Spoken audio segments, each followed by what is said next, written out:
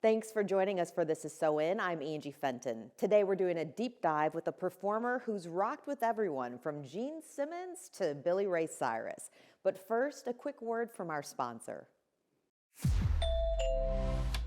Hi, my name is Daniel Marlin. I'm the market leader for Movement Mortgage in the Kentucky, Southern Indiana region. Movement was founded in the heart of the economic crisis of 2008. And at that time, no one cared about the customer experience. So Movement came in and completely revolutionized the mortgage process with what we call our 6-7-1 process. Our goal at Movement is to make the home buying process fast and efficient and stress-free. So when we submit a file into our underwriting department, our underwriters have a goal to underwrite that file within 6 hours or less. Movement wants to be an active participant in the communities in which it serves. We want to reinvest in those communities to leave it better off than in which we found it. At Movement Mortgage, we exist to love and value people.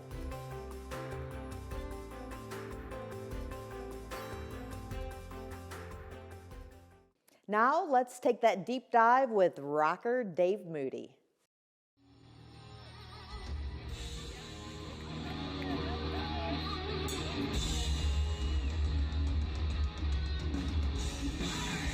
Dave, I've known you since, 2005? Walk back even further than that, though. Who did you want to be when you were a little kid? Oh, wow, that's easy. I remember in like 1976, sitting on the porch at my home, and I'm going to try to make this a long story short. A UPS man came to the door, and he brought a package, and everybody was asleep. It was on a Saturday morning. And he says, "Hey, young man, can you take this into the house?" I said, "Sure, no problem." And I took it in the house, and it was a big box, and I opened it up, and it was all these albums. And I just looked through them. I started looking through them. It was Bob Seger, and it was Statler Brothers, and Dolly Parton, and I just kept, feeling my way through the albums. And I got to this one, and I pulled it out, and it was Kiss. And I looked at it, I go, "What is that?" And it was Kiss Destroyer. And they look like superheroes. It looked like my Batman comics. It looked like, and I took the album out, and I put the needle on the record, and I heard na-na-na-na-na-na-na, and I went, "Oh, something's happening."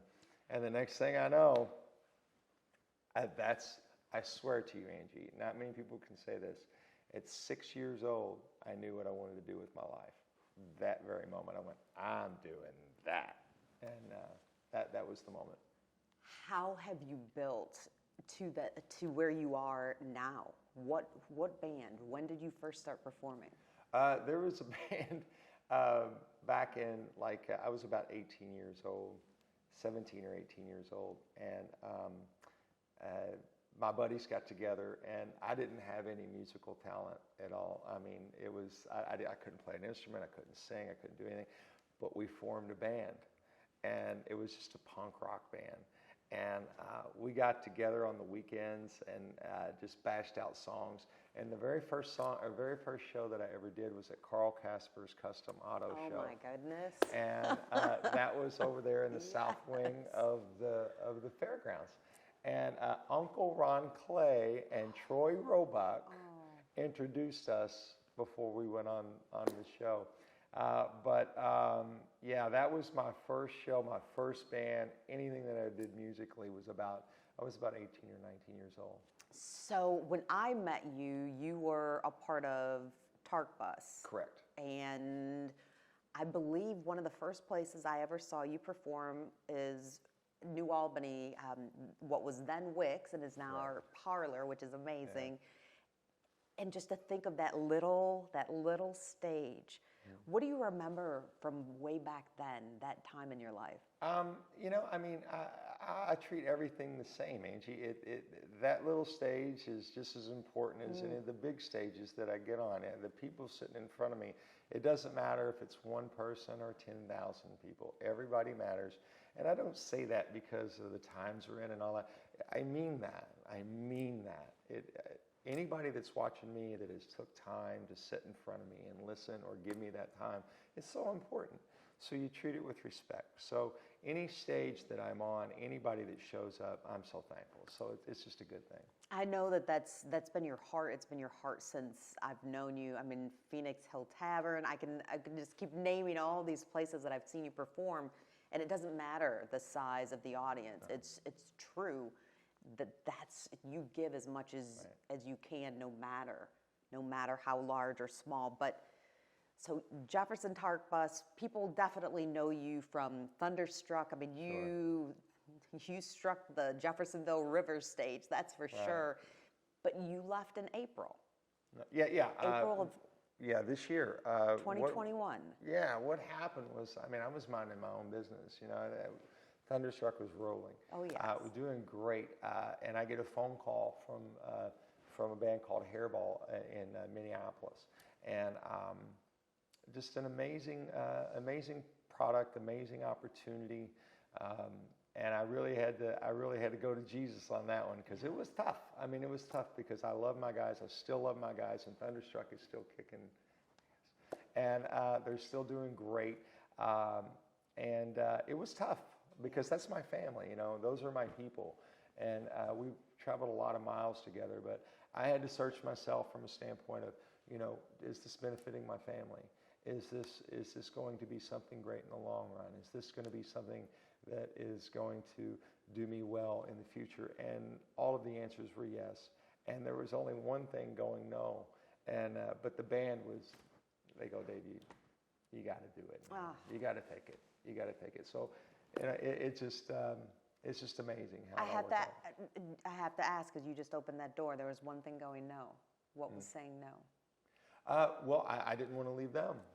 I didn't want to leave my guys. But they said go. Yeah, well, I will tell you something. In this band, or in Thunderstruck, when we was together, there was always the discussion of, if something happened where we got a better opportunity, if something happened where somebody came and offered me something better, would you be upset? I go, as a matter of fact, I would be happy for you. I would push you out the door. I would tell you, you're no longer welcome here. You can come back and visit, right? But you can't stay here. I'm kicking you off the bus. Hand to God, true story. This Hairball opportunity comes on. This will speak to the culture of Thunderstruck and the way they still are. The job came up. I had the conversation. I told them, this is what happened. This is the opportunity I have. All of them. They said, Dave, you're no longer welcome here. Yeah, you can come back and visit, but we're kicking you off the bus. So, and that was just amazing to me, and that's who those guys are. So I love them very dearly.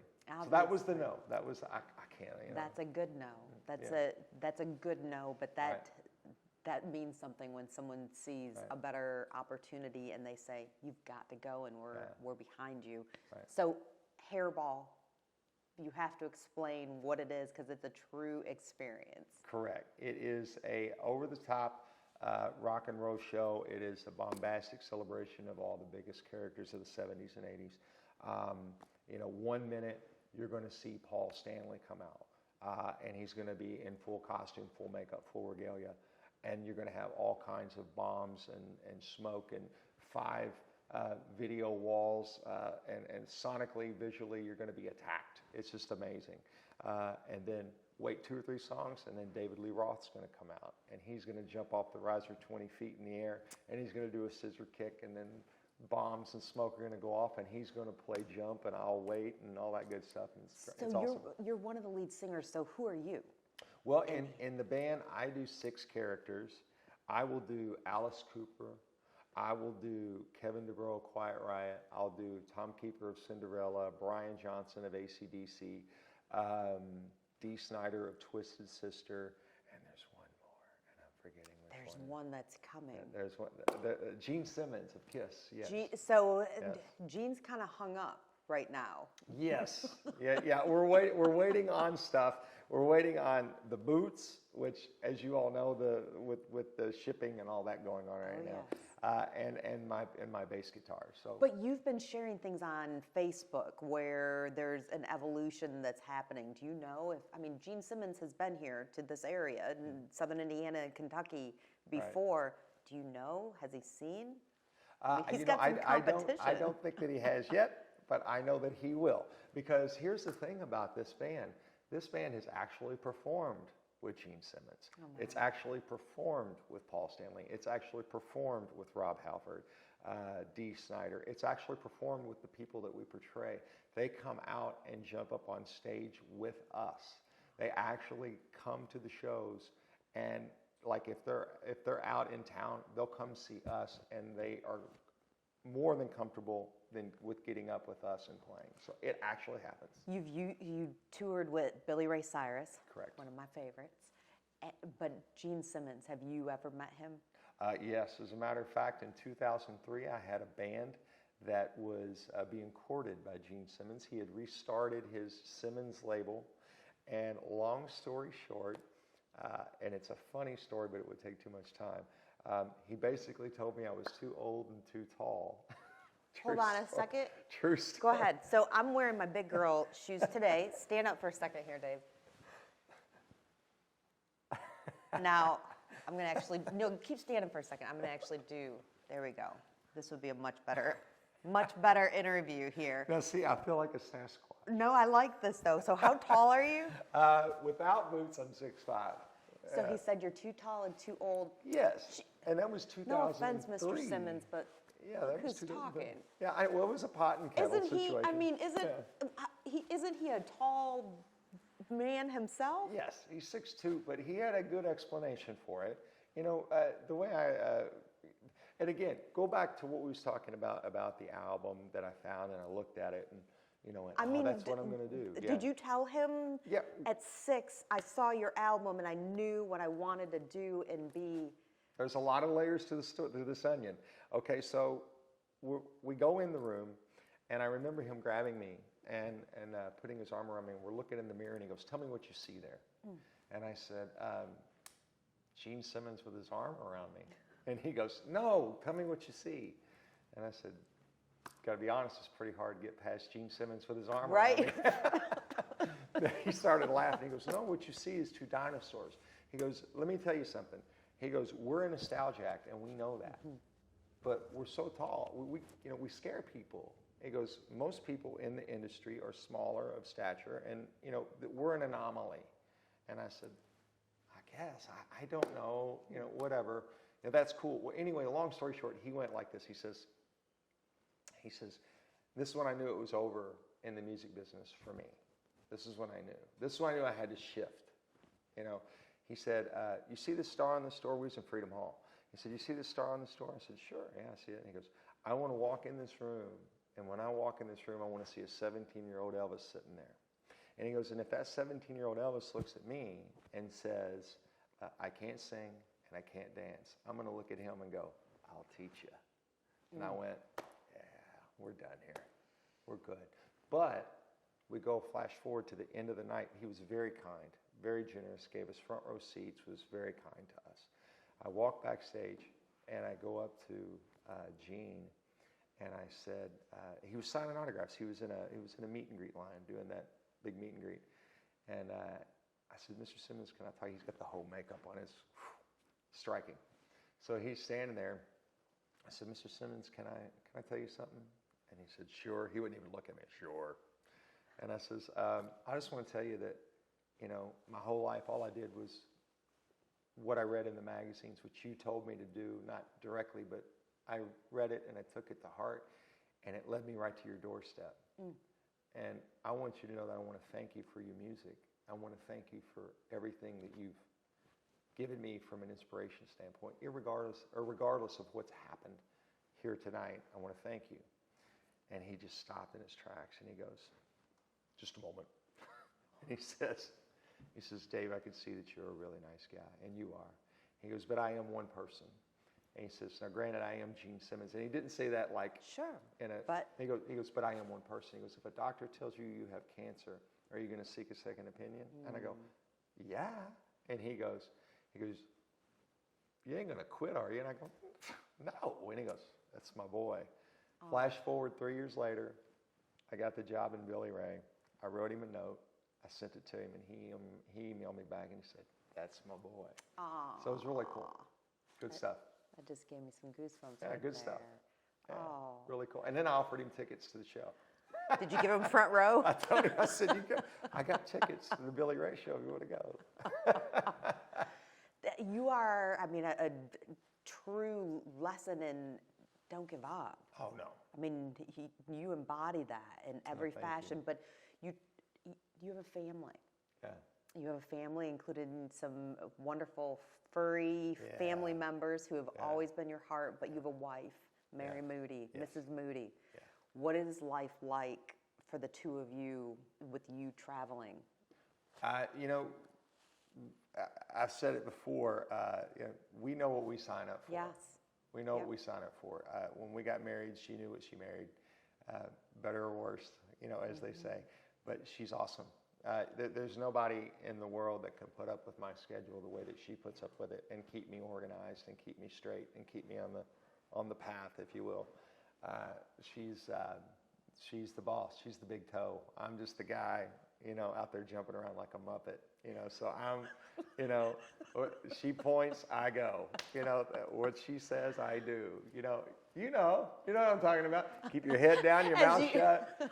As you point behind the camera to my husband, who is back there. But I mean, when I say you know what you signed up for, usually that means that we've adopted another animal. But Correct. this is a little different, although you do that as well. It's kind of the same thing, right? I mean, It definitely is, but keeping you on the straight and narrow as well. Some things in your own life have changed for you. Sure. Oh, yeah. You know, I mean, with everything that goes on in my life, you know, you got to stop and take perspective. You got to stop and look at things. You just got to make sure that you're walking correctly. You know, and if you're not, you have a better chance of screwing it up. So I sit down every day and think about my day and think about how grateful, how thankful, and how humbled I am by the opportunities that I'm given. And it's amazing. It really is. You know, so I'm very fortunate. Can we talk a little bit, because I look at your Facebook page often. We've, like I said, have been friends for a long time, but you talk to people all over the country and find commonalities. But something you share, you know, if you just need a friend, if you just need someone, you share things that just make people willing to connect with you. But you also share things about like sobriety. Sure. And the importance of that. I mean, we both were in a bar before, drinking beers or whatever we were. And, I mean, it's something that I like to share. I made a decision in June of 2020 that good for you. Alcohol doesn't have a place in my life. Let it go. I like a sober life. Yeah. Well, what about for you? Well, I mean, one day I woke up and it was May 1st of 2015, and I said, man, I've just had enough. You know, this lifestyle, if you allow it, can take you on you can jump in the water and it could just take you down. You know, so I had to pull myself to the side and really address, you know, my mentality, the way that I was approaching things, and realizing that, hey, you know, this is rock and roll, but you also got to pay attention to what you're doing.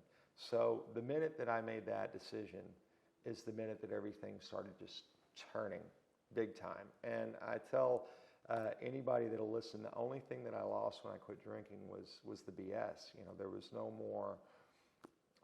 more apology tour the next day. There was no more calling people up and go, what did I say? What did I do? None of that stuff. It all left, and I didn't have to worry about it. And the truth of the matter is if and it's no cliche, but it is true. In my line of work, if I can do it, then literally anybody can do it. You got to understand, I get offered everything. And when I say everything, I mean everything. So how do you do it, though? How do you? I like, you know how I am. I got a sense of humor about it. I'm getting drunk right after this interview. I'm just kidding. Right. I'm just kidding. But it's a joke. It's a joke. Right. But it's one of those things where I have a sense of humor about it. Yep. I have to have a sense of humor about it, because if you don't, you know, you can't treat everything so seriously all the time.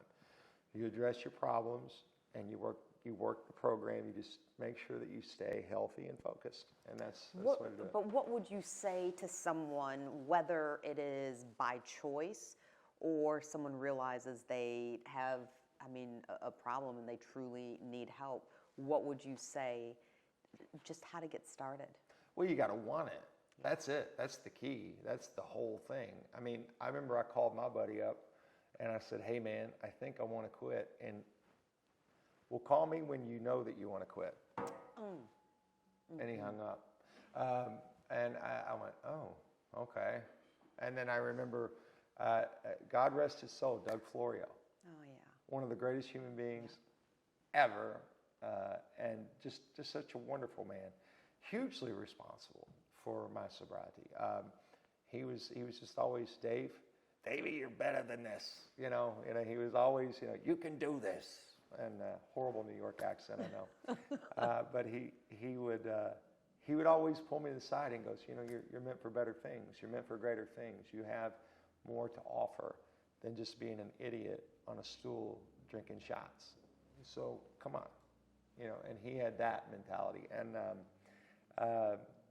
then I had several friends that would talk to me about it, and now I offer that advice to other friends. Like, you got to want it. You got to want it. That's it. Do you remember the exact day that you had either your last drink or your first day without? Yeah, it was May 1st of 2015. It was Derby Eve, and my mindset was, if I can do it, because everybody knows Derby Eve. I mean, come on. That's the deal. Derby week, 2 weeks of Derby leading up to it, it's off the hook, So my thing was, if I could get past Derby Eve and Kentucky Derby and just get through, that'll start the ball start rolling. Well, I've never looked back.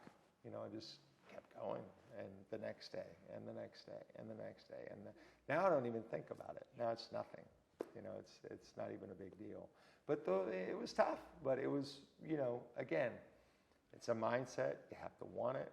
You got to be sick and tired of being sick and tired. You got to, the whole deal. All the cliches are true. And if you apply yourself, it's just like anything. You can do it. And whether you need help with it or not, it's funny because I will joke as well about, who stops drinking alcohol in a pandemic? Right. Like, I'm still on the fence about it. But when you can stay home. Except now I'm just like, I like my sober life. Yeah, I like feeling good, waking up in the morning. I like waking up in the morning, getting up early. I like, seeing the sunrise. And Sunrises are beautiful. It's cool. It is cool. It's great. But speaking of cool, what is the coolest part about standing on stage? You've got thousands of dollars of pyrotechnics going on, something like 15 semis that assemble this entire experience, and you're looking out and you see thousands of people rocking with you. Yeah, it's church. It's church. I don't know if you've ever been in church and felt the Spirit move you. I call it rock and roll church. It's church because everybody's together. Everybody has the same mindset. Everybody wants to have fun.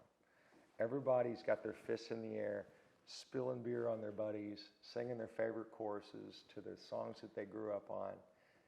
It's generational. You look out, you see grandpa's sons and grandsons, grandma's daughters and granddaughters. You see people with your shirts on, with other band shirts on. The smell of it, the look, the sound, the feel, it's cool. It's like being on a big horse. And you got a microphone, and you're going, yeah, this is cool. Let's move over here. You have the microphone. You continue when people watch you on stage. I'm not even going to try to guess ages or anything. And I'm one of those, as I get older, I keep saying, oh, I used to think this age was ancient. But I'm going to do more, and I'm going to keep doing more. Right. Are you ever too old for rock and roll? I just saw Mick Jagger at 78. And he kicked butt, didn't he? And I said this when I saw it. I remember when I got my ticket I said, man, this is probably going to be it. We're probably not going to get to see this again, and that's okay. I'm just going to go say goodbye. Well, they didn't get the memo, because I'm telling you, on a stadium stage with a catwalk that goes out to the 50-yard line, and the stage that spreads the length of the field, he was all over. Mick Jagger was everywhere, and ripped, cut, and looking good, sounding better than ever, like a kid. And I'm like, I hope in 10 years, I'm going back when they're 90. And I'm going, man, this is probably it. And we'll probably be wrong again. So no, there's never an age. They keep upping the bar. If Mick can do it at this age, if Keith can do it at this age, if they can just keep going, I'm going to keep going. I'm not going to stop. Why? You know, it's like Willie Nelson said. He said, people keep asking me when I'm going to retire. He says, well, I play music and golf. Which one do you want me to quit? You know? So that's the truth. So rock on forever. Forever.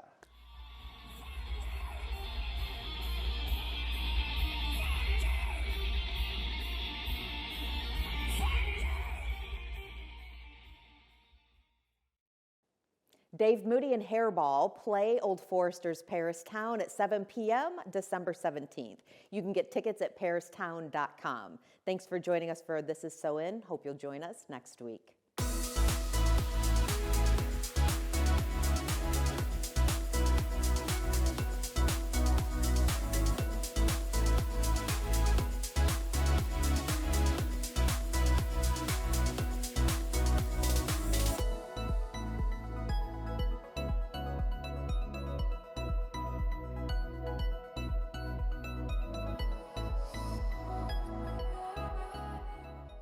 What defines Southern Indiana? Community. The people. Rejuvenation. Local businesses. Sports. Animals and people. Small town. Culture. Community. Great place to own a business. People. Tight-knit community. Tradition. Friends. Neighborhood gatherings. Food is awesome. Southern Indiana is home.